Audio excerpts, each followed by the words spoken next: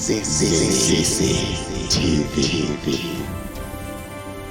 Lelo kukafukufuku wa ndege kwabwera sekretari wa mu ofisi ya vice president yemwe adatenga ndalama, yemwe adalandira ndalama za chipepeso zomwe achilima adatenga pamene ankapita kuja ku Mzuzu kumaliro a Kasambala. Chinthu china chodabwisanso nchoti chikwama chimene chichi sichinapezeke ngozi itachitika. Akafukufuku atabwera chikwama chimenechi sadachipeze. Tamvani zambiri. It was on the 10th June 2024, around 700 hours, when I received a telephone call from the then Director of Communications to the Vice President, Mr. Pirirani Piri, who informed me that he had sent a speech to my email and instructed me to prepare it for the Vice President to deliver at the funeral of the late Raf Kasambala in Kadabe. While on my way to the office, I received another call from Mr. Samson Ngutwa, the then clerk to the cabinet.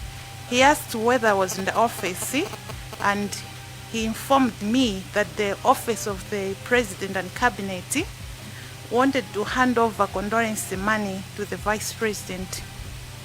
And he assured me that the vice president was aware of the matter regarding the money. And upon arrival at the office, I called Mr. Ngutwa to confirm that I was in. While I was preparing the speech for the vice president, I was informed of a visitor from OPC. I proceeded to the waiting room where I met the visitor from OPC accounts, Mr. Wilson DC. And he handed me 5 million kwacha in cash, which he removed from a plastic bag. And the money was not in any sealed package at the time I received it. I later packed the money in an A3 envelope since I was taking the money to the vice president.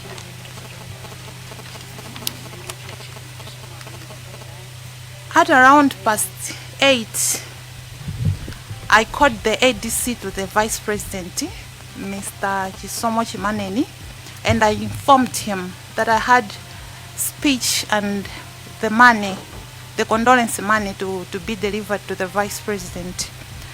I further informed him that there was no transport for me to make the delivery to the vice president at the residence. So I requested that he come and correct them. The ADC responded, kuti sindingabwele tiligale pa line up. He further informed me that the convoy's departure time for the airport was 8:30 hours, and that they might depart at any time. And kukhala pa line up meant that the convoy's engines were on and ready for departure, and that they were only waiting for the principal to come and board. On this day, I had requested for transport, but none was available because official vehicles had been assigned to Nkatabe, and some officers left for Kamuzu International Airport in advance to see the vice president off. With that reason, I was therefore unable to deliver the speech and the money personally. And at approximately 8:20 hours, the principal secretary, Dr. Lucky Sukwese, came to my office and informed me that he was leaving for the airport to see the vice president off. And considering the time constraints and lack of transport, I requested the PS to take the speech and the money to the airport for the ADC, and he agreed. I handed the PS 2 envelopes. One A4 size envelope containing the speech folder, and another one an A3 size envelope containing the 5 million cash, which I packed and sealed myself. The PS took both envelopes and left for the airport. Thank you, Honorable Chair. Report yanu clear.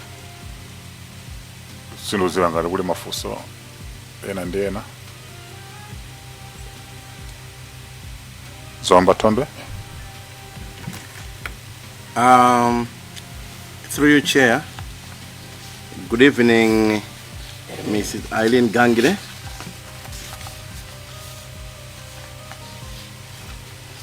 Good evening.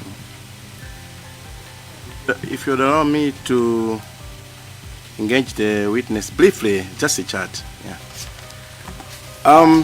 I think personally, this gives a clear picture, but let me start by asking, you said you gave this parcel to Dr. Squese, you confirm? Thank you, Honorable Chair. Yes, I gave the envelopes to Dr. Squese, the PS. Thank you. Chair, just to narrate events to do with this parcel, we were previously told that the Vice President's security is independent of the presidential security, the number one security, and they both independently report to the IG. Now, I'm trying to imagine if Irene Gangire was not there, it would bring suspicion, because I remember Dr. Squese, we asked him if he confirmed what was in the envelope.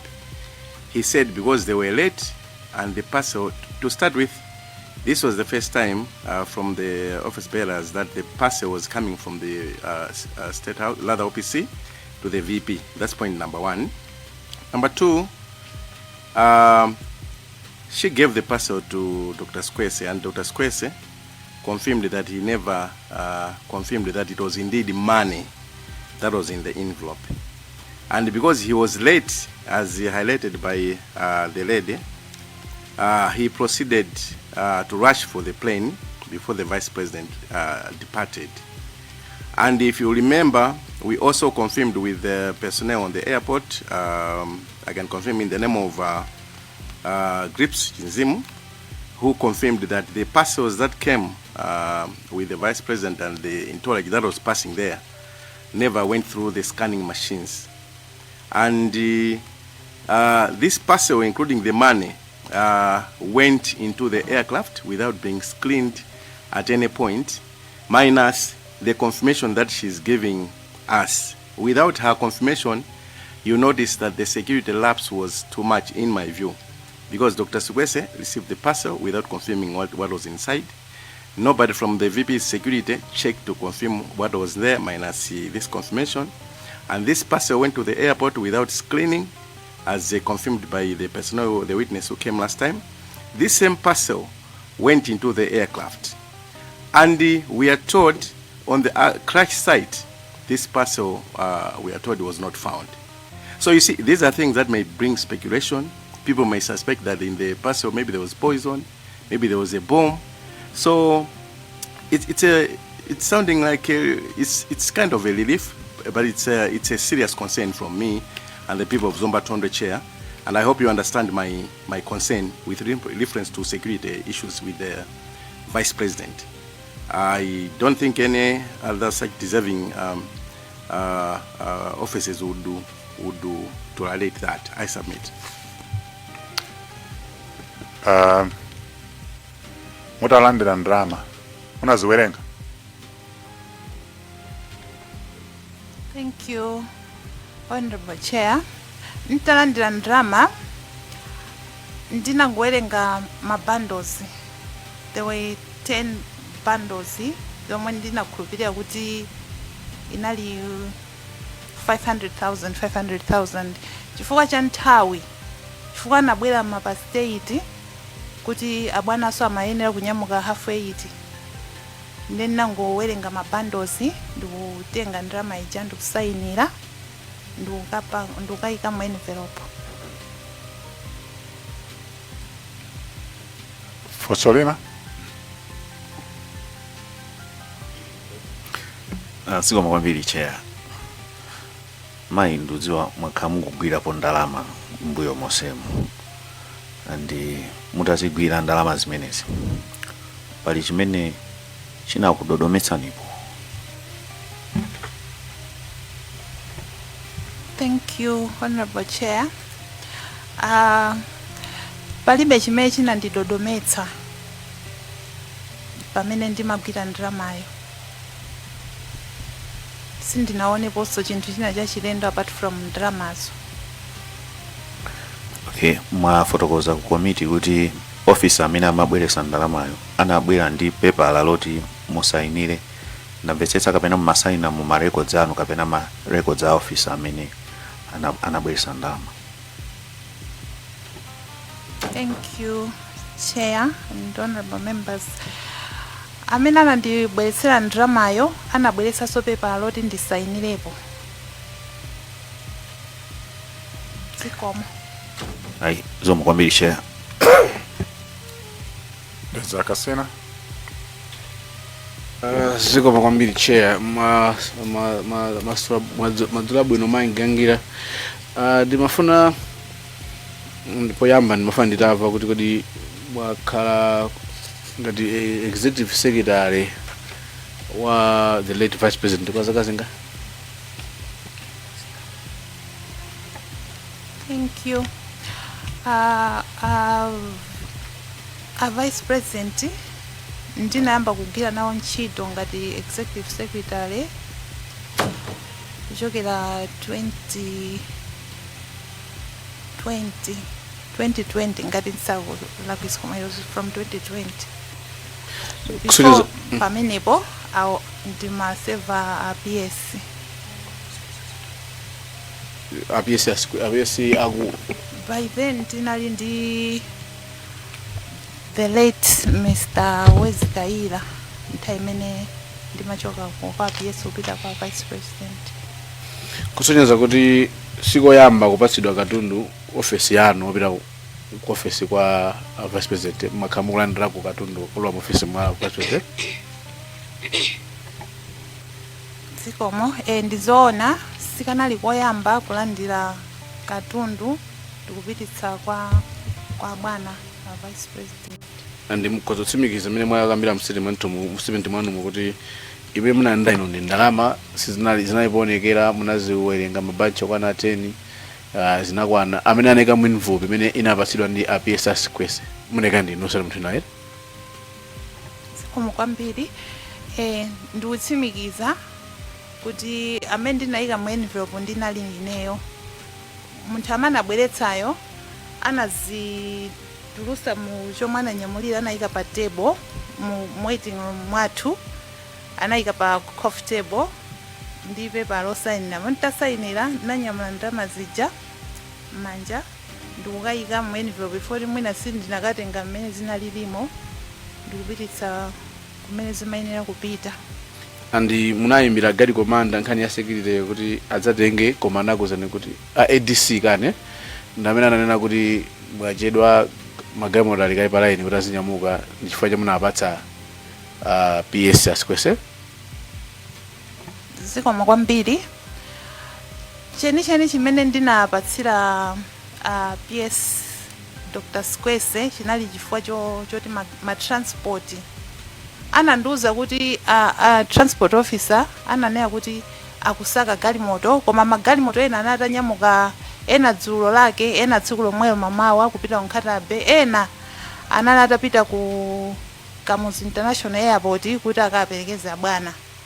nde ineyo ntaona ndi nthawi ntamuyimbira ADC atandiuza kuti sangabwere chifoti atha kunyamuka nthawi ina iliyonse. Ndinaona kuti mwina ndikapeza galimotoyo nditha kupezanso kuti ndachedwa ndineyo, nde ndinangopezerapo mwayi nthawi imene Dr. Skwese amanditsanzika, ndinangopezerapo mwayi kuti angonyamula. Ndinaona ngati nde zachidule kusiyana kuti mwina ndidikirirebe ndipatsidwe transport kuti ndipite nazo muli monse ndinakatha mwina kukapezera ndi kuti ali ku airport. Chabwino. Chair, I think kudedza kasina timene pomwepo koma just to highlight kuti mukalenga chair page ya 147 ya commission kali there was money 1,894,000 imene inapezeka meneva, and there's another money 16,000 chabe kuti what budget amene inapezeka inali ya ma 500 in what note was it? Ma notes ya. Thank you. Anali ma 5,000 kwa cha notes. Chabwino chair kudedza kasina nini Longa mude do akasangaza tasachiro kisengakandiwa kwambiri zikoma kwambiri chair. Ineyo ndimaona ngati kuti statement ya maigangire zikoma kwambiri. Ndimaona ngati kuti statement ya maigangire ndi ya straightforward kuti iwo ndithokoze chifukwa padali kukayika kuti kodi ndalamadi Asikwese tidafusa kuti ndalama mwagwirapo kuti sindidatsegule. Nchifukwa chake I think amaigangire abwera lero padakakhala kunena kuti padalibe nkhani yoti ndalamadi amaigangire sadakabwera. Ndiye ndimanena kuti mafuna funso langa ndathokoza mlankhula momveka bwino kuti ndalamayi mudachitopakira ndinu mu envelope nkukapereka. Inuyo mwakhala executive secretary mwanena kuti kuyambira 2020 mwakhala nawo a second vice president opuma amene anali amene anamwalira. Ineyo mmaganizo mwanga ndikuganiza kuti inuyo ngakhale kuti simudachitidwe training ngati wa security koma munalinso wina wa security oti mukamapereka katundu kwa vice president mmayenera kuti mumuone kaye nkupanga confirm kuti katundu uyu sangapweteke a vice president. Ndiyeno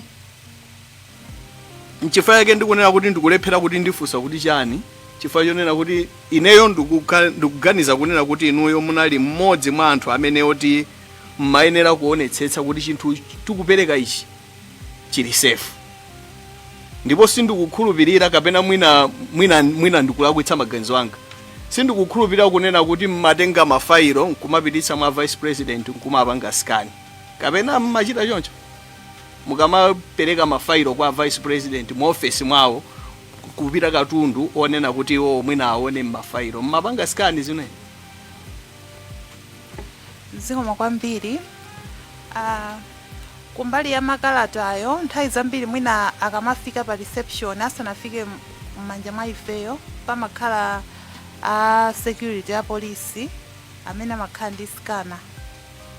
Ngakhalenso chimodzimodzi katundu mwina anthu abweresa katundu ina apart from makalata amapanga scan.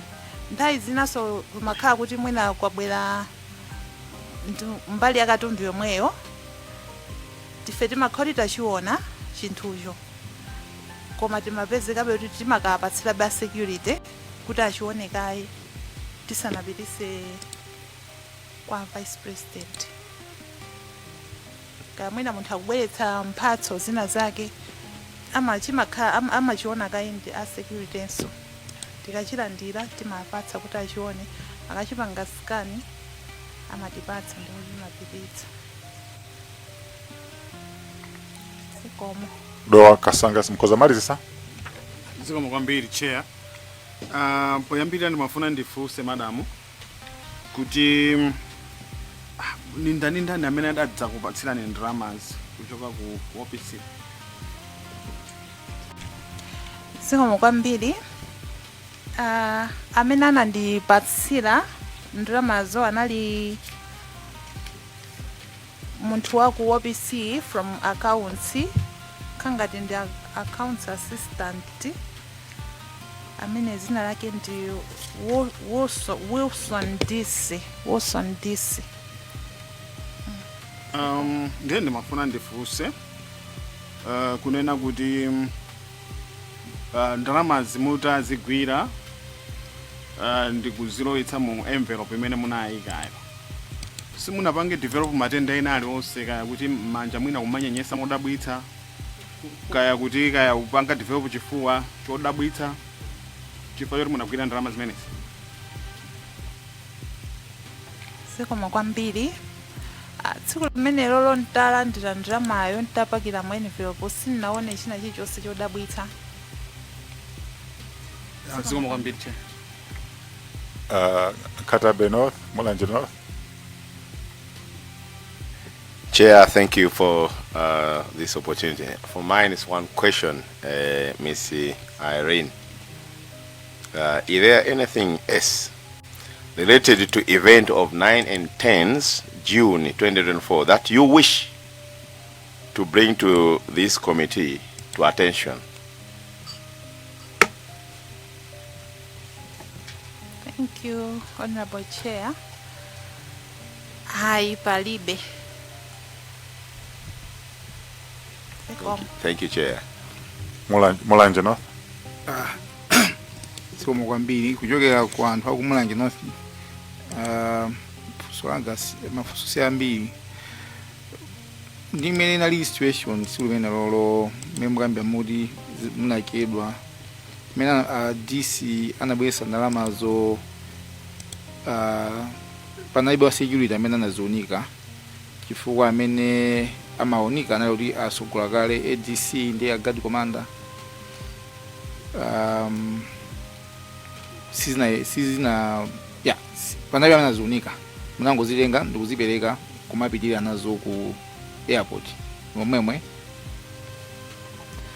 Zikomo kwambiri. Chipe chimachitika pa reception pathu pamakhala apolisi ndi amenenso anabwera ndikuzandidziwitsa kuti kwabwera mlendo anali wa polisi yemweyo, koma sindikudziwa ngati anapanga skani katundu amene anabweretsa Mr. Wilson DC. Foi wanangobwera kuzandiuza kuti kwabwera mlendo ndamuyika mu waiting room. Zikomo kwambiri. Thokoza kwambiri na fotokoza kuti nkani yake sinda Italia.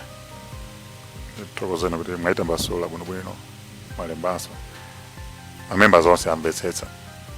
Ifeyo chimene titi pano ndikuyankha mafunso amene anthu ena ali nawo. Ena ndi abodza, ena ndiona sitikuziwa. Koma iniyo mukabwera chonchi mapereka mayankho. Kuti even inquiry isanathe mayankho aja anthu akudziwa chilungamo. Ndi mwatithandizira kuti ripoti yanuyi muli mayankho. Mayankho amenewa tikabe tikalondoloza. Koma ili very clear. Tungopesana kuti mwadikira nthawi yayitali. Nali anzanu akana nawo 3.5 hours. Tuziwa nthawi imene munali mukudikirira right? Nthawi imeneyo munali panja kapena kunyumba? Zikomo kwambiri ndinali momuno ndimadikirira.